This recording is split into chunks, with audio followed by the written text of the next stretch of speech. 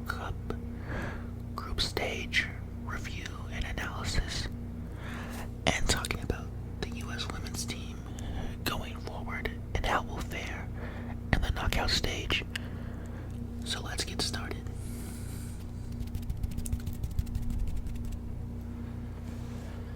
So, starting with Group A, France won the group. They are the second favorite team to win this tournament, and they won pretty handily by winning all 3 games, securing 9 points, and only allowing 1 goal, which is very good for them, and they're going to be a big threat for the U.S. going forward. In Group B, Germany won their group pretty soundly as well, so winning all 3 games, not letting any goals through. But also, what's interesting with Group B is Spain. They only had earned 4 points and were tied with China actually, and only went ahead on goal difference.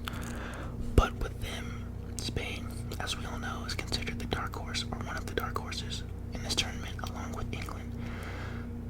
Again, Spain only secured 4 points by winning 1, drawing 1, and losing a game. But they're a dangerous team because they're technically sound and play a possession-based style of soccer, which is always dangerous. As I mentioned in my last Women's World Cup video, if you can dominate possession, you always have a chance to win because you have the ball. I mean, clearly, and to me, it's the most efficient and best way to play soccer because you'll always give yourself an opportunity to win the game.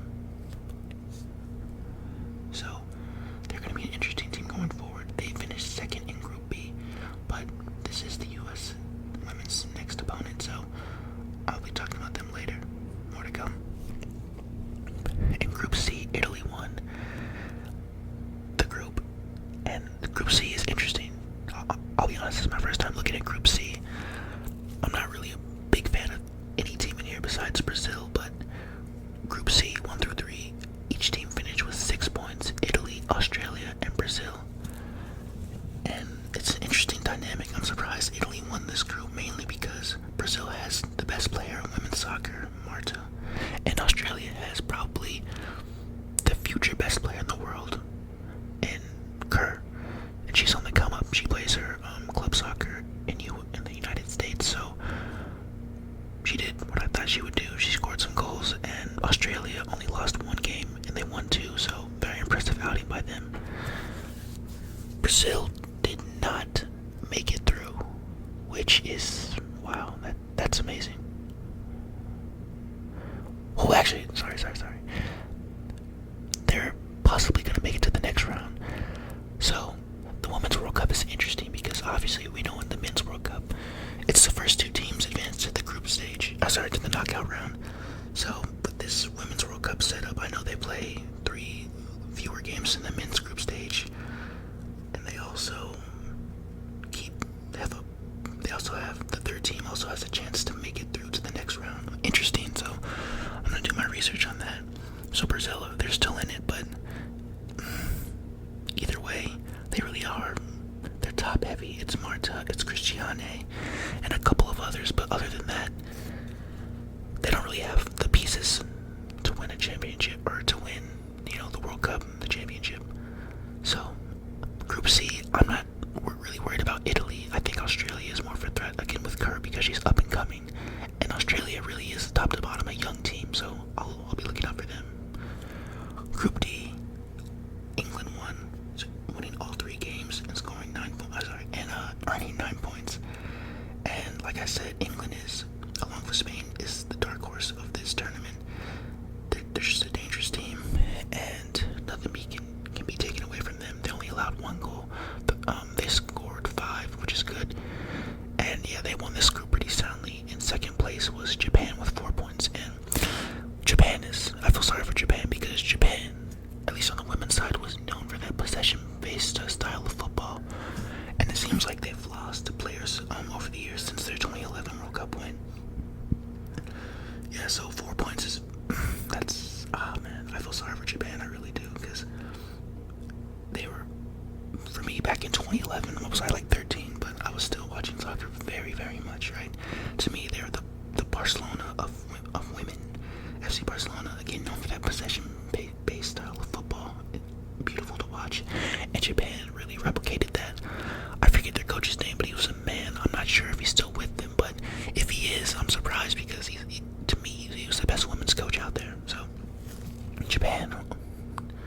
I mean, they made it through, but I mean, scoring 4 points, and you won one, you drew one, and you lost one. That's nothing really impressive, especially when you compare who they're playing with. They played Argentina, Scotland. Of course, you'll lose to England, but still, that's not. I really do expect more from Japan. I really do. But England won Group D. Group E, the Netherlands and Canada have already secured their place in the knockout stage. Again, Canada with their striker. She's dangerous, she's deadly. So even though the Netherlands won this group, and they didn't lose a game, very impressive of course, but Canada, to me, in a tournament like this, it's all about star players. And Canada has one in Sinclair. So she'll always be a threat. And she's a seasoned vet in the game, so she's played in multiple World Cups, so she'll be ready to rise in the big moment, the knockout stage, where all the marbles are on the line. So I'm looking for her to have a lot of impact in the next round. And then, of course, in Group F, the United States won all 3 games. They scored 9 points. And what's crazy is they allowed 0 goals, but they scored a World Cup record 18 goals in the group stage. That's incredible. Of course, most of those goals came against Thailand, but you take nothing away. I mean, Sweden is a very formidable opponent, and we won 2-0 on the night, so that's very impressive for us. And it's a good victory. I am a little distraught because we do have 2 key injuries in Julie Ertz and Alex Morgan. Now, they're listed as day-to-day, but they were subbed out in the last match, and the reports are that was just due to precautionary reasons mostly, but it's still concerning heading into the knockout stage, and 2 of our better players are injured a little bit, so that's a development that we'll have to follow closely, because Alex Morgan, to me, is probably, I can't lie, bias will probably come into play here, but to me, she's the best striker in the world right now. Marta's the best overall player, but Marta's also known as an assist maker, and just she's like a Messi. She does so much with the ball, and she needs it. Alex Morgan, to me, an okay passer, okay ball handler, but for me, it's mostly her goal scoring ability. She pops up in the right places. She has that Ronaldo-esque ability where she is just where she needs to be. Like, she's just where she needs to be. And that's the most important quality for a striker, in my opinion. Again, but going back to how many goals we allowed 0 goals, and we're one of only 2 teams in this tournament to do that, along with Germany. So it's looking very impressive with us. Remember, the U.S. women's team and Germany is going to be the expected final at the end of this, so look out for that. That's probably my prediction as well, because Germany, I mean, the Germany men's team and women's team, they're like a carbon copy of each other. Tall, technically sound players, and they'll always be a threat. Aerial ability, but capable of putting it on the floor and playing through possession. So it's very dangerous, very deadly.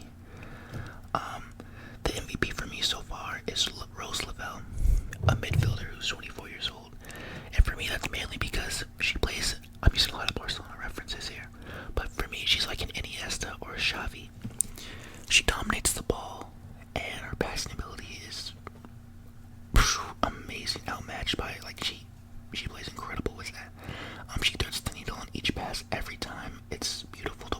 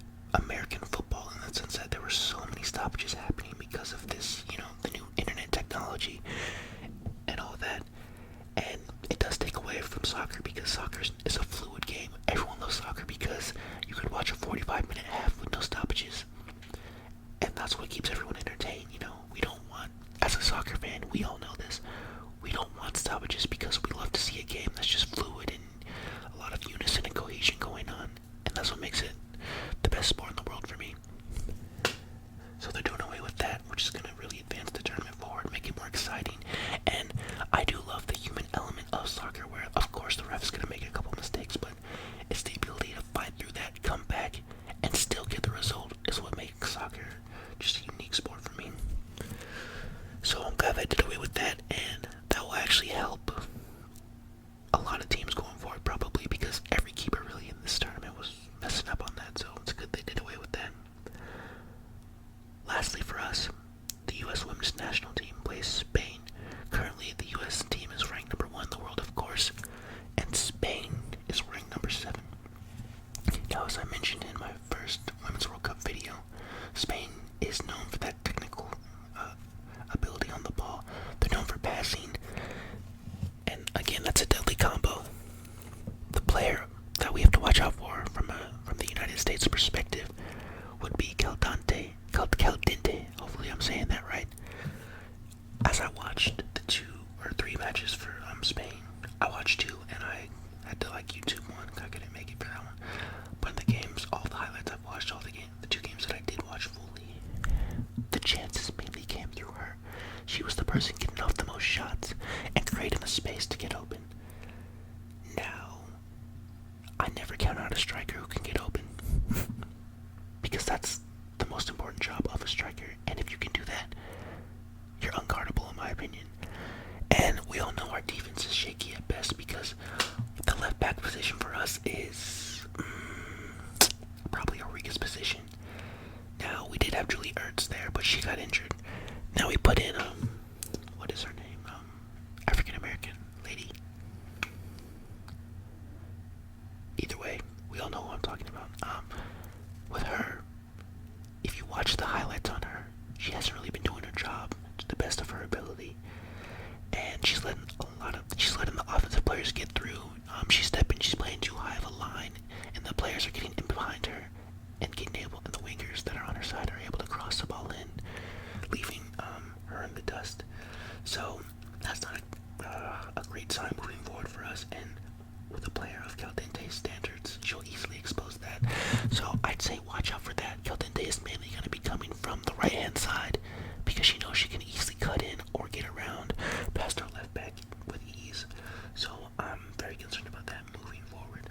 All in all though, like I made in my prediction video, the U.S. women's team should handle this because from just a roster top to bottom perspective, we have the advantage. The only position they have on us is left back, the only one I'm really concerned about. But I feel like because the chemistry is there for us, our defense and our goalkeeper and our defensive midfielder, Lindsay Horan, will be directing our left back on where to go at the right time. And that's going to be big for us. And when you get to the knockout stage of any tournament, it's really about your heart. Everyone's talented at this point. Every team is talented. Everyone has the right pieces, for the most part, right? So it's just about heart. And again, maybe I know I'm biased. I'm from the United States, but I feel like we really do have that. I mean, in our first game, we scored 13 goals and allowed 0, albeit against Thailand. But when you come out with that amount of energy and tenacity, it shows, and it has a ripple effect throughout the whole team and in the tournament, because teams know there is no off switch for us. We will attack hard until the very last minute, regardless of the score. We will go hard every single time, and that's one of the key factors that is good about the U.S. Don't celebrate all those goals. If you score 15 goals, please don't celebrate the 15 goal with as much joy as the first goal, but little tacky, little corny to me. But again, playing with that amount of energy throughout the whole game is something that's really good to see. So I'll be looking forward to watching this game. Man, it's gonna be tough, but we can do it. Again, I'm just happy that this is probably our second formidable opponent we've played. Of course, Sweden being the other one, but we won handily, 2-0 win on the night, so that's good. So, just to clarify, U.S. women, we are winning this World Cup. In my opinion, we are winning this game, and I'm looking forward to it. All right, guys, make sure you like and subscribe. More content on this